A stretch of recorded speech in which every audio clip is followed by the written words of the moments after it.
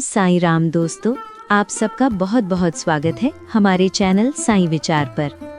आज हम आपको साईं बाबा की एक ऐसी लीला सुनाएंगे जिसे सुनकर बाबा पर आपकी श्रद्धा और विश्वास और बढ़ जाएगा और आप साईं बाबा की महानता के बारे में जान पाएंगे।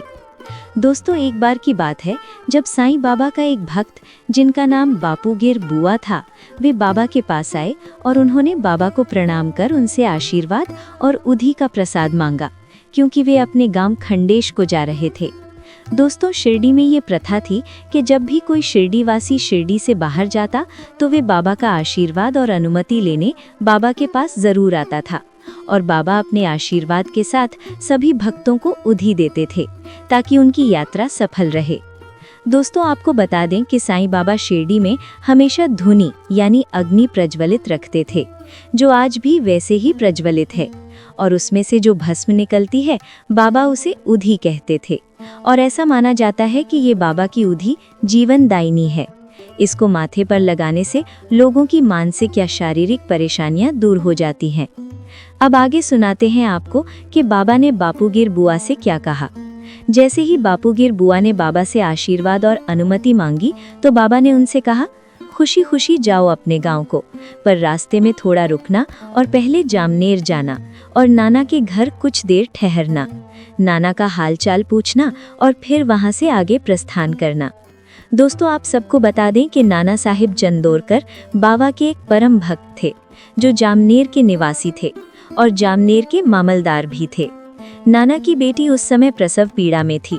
वे स्वयं और उनका परिवार भी बाबा को याद कर रहा था ताकि बाबा अपने आशीर्वाद से नाना की बेटी की पीड़ा दूर कर दें। शिरडी में बैठे बाबा को तो सब ज्ञात ही था और उन्होंने कुछ इस प्रकार अपनी लीला रची।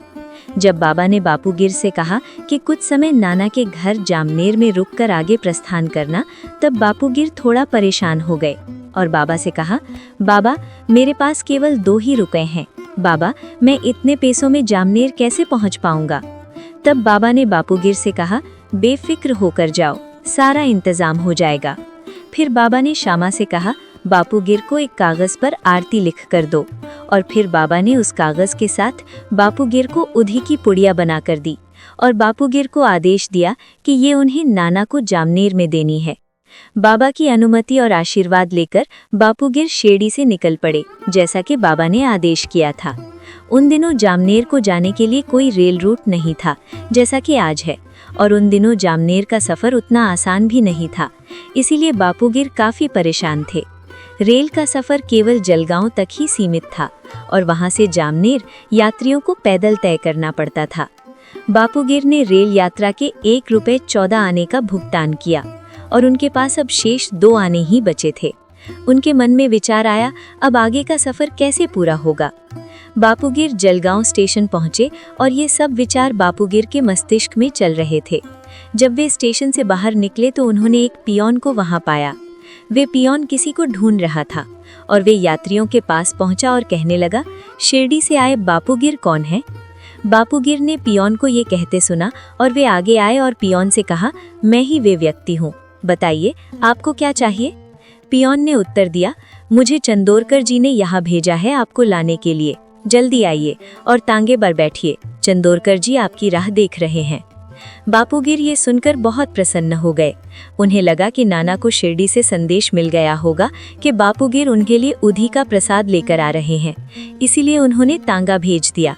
अब उन्हें लगा उनका समय भी बच जाएगा और जो उन्हें परेशान करने वाली सोच उनके दिमाग में चल रही थी वे भी समाप्त हो गई। पियोन का व्यक्तित्व काफी प्रभावी था, घनी दाढ़ी मूछ और वे काफी अच्छे वस्त्र पहने हुए था। उसका तांगा भी काफी सजा हुआ था और घोड़े भी काफी ऊर्जावान थे, जो कि तांगे और पियोन के साथ एकदम सही मेल खा रहे थे, और सभी दूसरे तांगों को पीछे छोड़ वे सबसे आगे दौड़ रहे थे। उनके तांगे ने 2:48 पर अपनी यात्रा प्रारंभ की थी और वे रास्ते में एक धारा के किनारे पर रुके। फिर तांगे वाले ने उन घोड़ों को खोला और पानी इत्यादि दिया। फिर तांगे वाले ने बापूगिर से कहा, मैं आपके लिए पानी लेकर आता हूँ, फिर हम कुछ आम, पेड़े और गुल पपड़ी खाएंगे और उसके बाद वहाँ से प्रस्थान करेंगे। तांगे वाले ने बापूगिर से कहा, ये सब नाना चंदोरकर ने ही आपके लिए भिजवाए हैं, आप जरा भी चिंता ना करें और आराम से इन्हें खाएं। फिर तांगे वाले ने दोबारा यात्रा शुरू करी और उनकी यात्रा सूर्य उदय होते ही समाप्त हुई। जैसे ही वे जामनेर गांव पहुंचे, नाना साहेब का ऑफिस दिखलाई पड़ने लगा। ये सब देख बापूगिर की प्रसन्नता का पारावार ना रहा। बापूगिर तांगे से उतरे और नाना के दफ्तर में प्रवेश किया। वहां उन्होंने पाया कि नाना तो अपने घर पर हैं, जो कि वहां से करीब ही था। बापूगिर दफ्तर से बाहर निकले और पाया कि तांगा वहां नहीं था। फिर बापूगिर पैदल ही नाना के घर की ओर चले और वहां उनकी भेंट नाना साहेब चंदोरकर से हुई। बापूगिर ने बाबा द्वारा भेजे गए आरती का कागज और उधी की पुड़िया नाना साहेब को दी और उन्हें सब हाल सुनाया। जब बापूगिर ने उन्हें वह उधी दी तो ये पाया कि नाना साहेब की बेटी प्रसव पीड़ा में थी और सारा परिवार बाबा और उनकी उधी को ही याद कर रहा था। ये देख बापूगिर को बहुत आश्चर्य हुआ। फिर नाना ने अपनी पत्नी को वह उधी और आरती दी। उधी को पानी में मिलाकर उनकी बेटी को पिलाया गया और सब परिवार ने बाबा की भेजी गई आरती बहुत ही प्रेम से गाई। कुछ ही समय में संदेश आया कि उनकी बेटी की पीड़ा अब शांत हो गई है और सुरक्षित एवं सफल प्रसव हो गया है।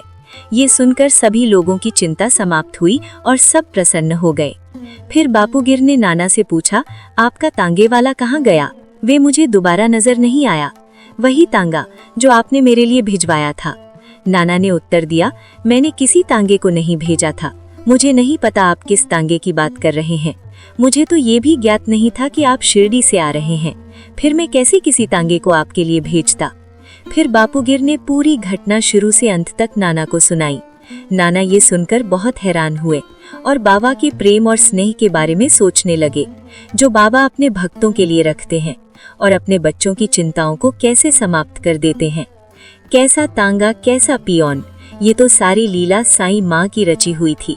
साईं जो स्वयं परम परमेश्वर हैं, अनंत कोटि ब्रह्मांड नायक राजाधिराज योगी राज पर ब्रह्मा श्री सच्चिदानंद सद्गुरु साईनाथ महाराज की जय।